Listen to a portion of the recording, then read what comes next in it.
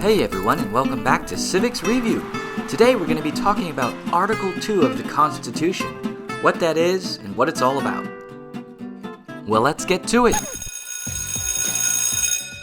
Article 2 is found in the U.S. Constitution, and in case you forgot what that is, it's essentially the rulebook for how our government operates. It sets and defines the boundaries for what the three branches can do. Article 2 is going to focus on one of those branches, which is the executive branch. The executive branch features the President of the United States, and we're going to learn about the powers that they have, of which there are many, as well as the requirements, like what do you need to be the President of the United States. But before we get into all of that, we're going to take a closer look at the entire executive branch. Now, when I say executive, you're probably thinking of the boss, the chief executive, the person in charge, the head honcho. And you're right, but the head executive of our government, which is the President, can also execute the law. And so I like to think of him as an executioner, right? If somebody's done a crime, he's going to be the one to enforce that law. Another way of looking at it is he's the chief of police. He's going to make sure that all Americans are following the rules and laws set forth by the government. But that is a lot of responsibility for one person. The executive branch features a whole slew of other people to help the president enforce the laws, and the most well-known helper for the president is the vice president. These two executives are at the top of the iceberg. They're what's visible to the public. This is what we see when we think of the executive branch, but it goes much deeper. Remember, there are thousands of people that work in the executive branch helping the president and vice president enforce the law. These helpers break down into 15 executive departments, and these departments have tons of other workers and sub-departments, all reporting back to the President of the United States. So, when we think of the executive branch, it's actually the largest branch of the federal government, but much of it is not in the public radar. It's under the waters. It can't really be seen. Okay, so now we know what we're talking about when we mention the executive branch. So let's look closer at Article 2 of the Constitution. And lucky for you, Article 2 is not that big of an article. It includes a couple of requirements to be president, as well as what the president can and cannot do. So let's take a look at some of those requirements for the president. The first requirement, as written in the Constitution, is you have to be born a citizen. You can either be born on the soil of the U.S. or have citizen parents. Either one is fine, but you have to be born a citizen of the United States. If you were born a citizen of another country and you later became a naturalized citizen of the United States, you still do not qualify under this first criteria. Requirement number 2 is a very difficult one to achieve in life. You just have to turn 35 years old. I mean, that is not much of a requirement. So as long as you've celebrated your 35th birthday, congratulations, you meet one of the requirements to be president.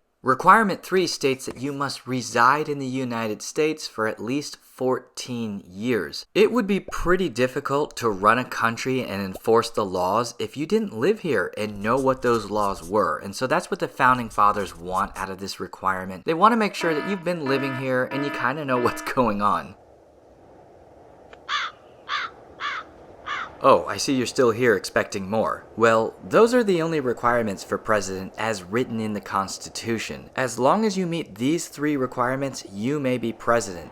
Even if you don't have a middle school education, even if you have a criminal background, there are no other requirements for being the leader of the executive branch. Up next, Article 2 talks about the powers of the president, what the president can and cannot do.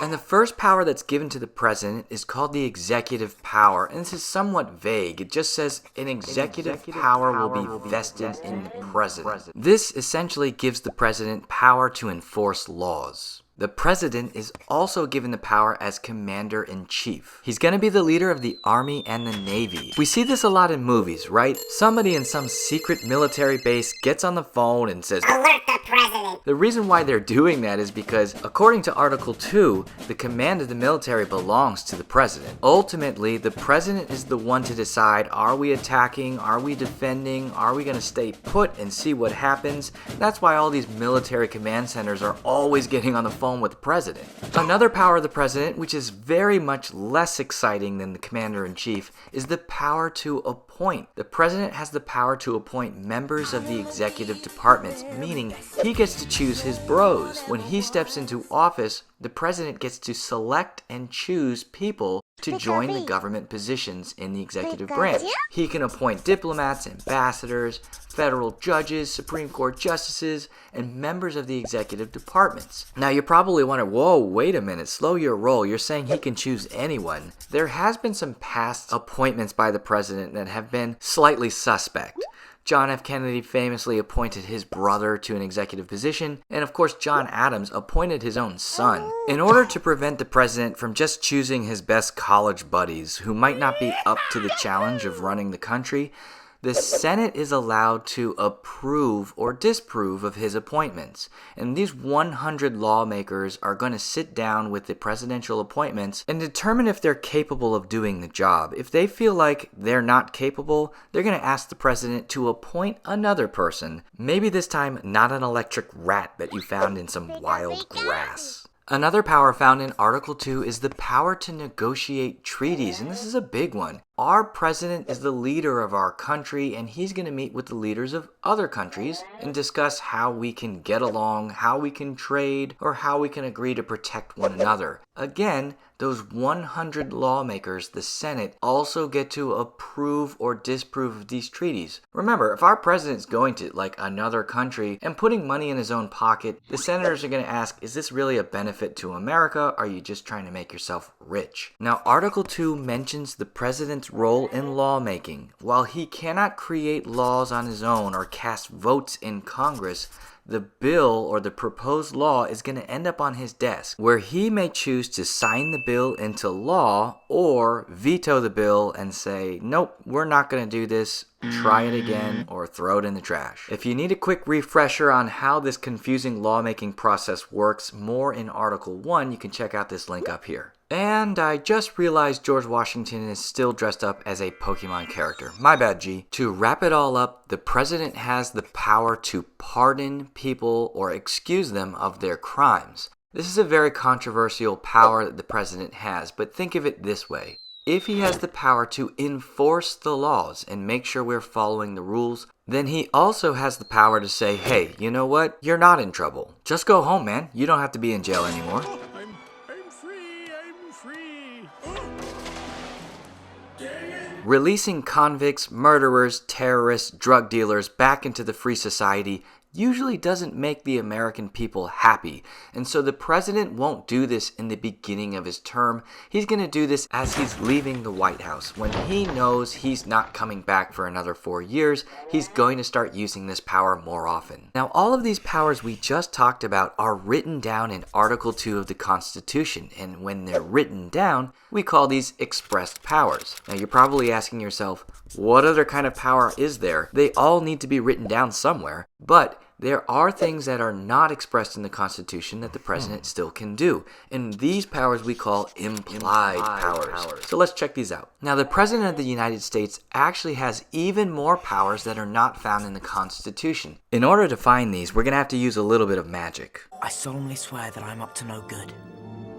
We are going to define implied powers as powers not listed in the Constitution that are assumed the president can do, even though it's not really written down anywhere. This is like the secret Taco Bell menu. You might roll up to the drive-thru and look at their menu and say, these are the items they have available. These are expressed. They're written down. I can see them. Could I get 3 Supreme burritos and a Dr. Pepper? But there's a secret Taco Bell menu you probably didn't know about. These are things that are not written down, but we assume because they have all of the ingredients to make these items that they should be able to put them together. 469. Please pull forward to the next window. Here's the short list of the president's secret Taco Bell menu. First, he has control over the presidential cabinet. Now, the presidential cabinet is not a piece of furniture. This is a group of advisors that are going to give him well, advice. Now, Washington was no dummy. The first president knew he didn't really have a good handle on everything that he needed to. It's impossible for one person to know how to do all of these things. And so he called on his best bros, the smartest, the brightest, most capable people to give him advice in the areas he wasn't so great at. We call these advisors the cabinet, and there's no mention of this in the Constitution. Every president after Washington has had a presidential cabinet, and it's growing. There's more and more advisors today than there were in the past that give advice to the president. The next implied power is a spicy one. This is called executive orders. Remember, the president's job is to enforce the laws, and this task is made much easier when there are laws to follow. But what if a new situation arises, an emergency, or just some situation which prevents the president from enforcing the laws and keeping people safe? In order to do his job properly, the president can enact an executive order. And these executive orders carry the weight of a law, but are obviously not made by lawmakers. They're made by the president. And you may be asking a very good question here. Why doesn't the president just wait for lawmakers to make the law? Well, the lawmaking process for Congress can be very complicated, and it takes a long time. Sometimes the president can't wait on these things. For example, Abraham Lincoln wants to free the slaves. He wants to enforce each state to follow this rule and not have slaves. There's just one problem.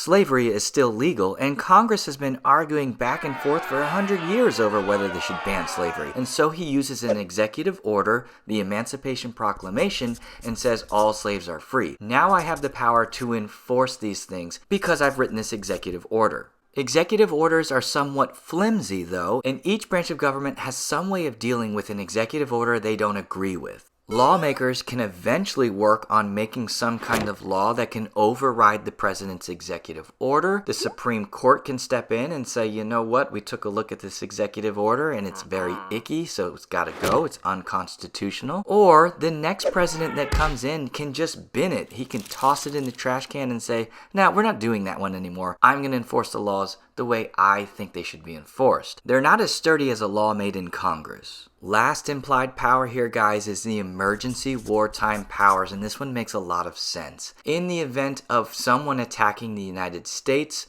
we don't have time to read the book on war and peace and contact 535 lawmakers and decide what are we going to do. Sometimes the president just needs to act. And so we're going to give him wartime powers. We don't want to be pummeled while another nation is attacking us. We don't want to sit there and debate and discuss and follow all the rules. Sometimes in an emergency, we got to pump up the president. We got to give him total military control so we can retaliate and strike back quickly. We call these emergency wartime powers. It is not written that the president can do this, but it is assumed in order to defend our nation in an emergency, he should be able to act quickly without waiting on the other two branches to have discussions and make approvals. Okay, that's it for now. Thanks so much for sticking to the end of my video. I hope you enjoyed it. I hope you learned something. We'll make more videos soon.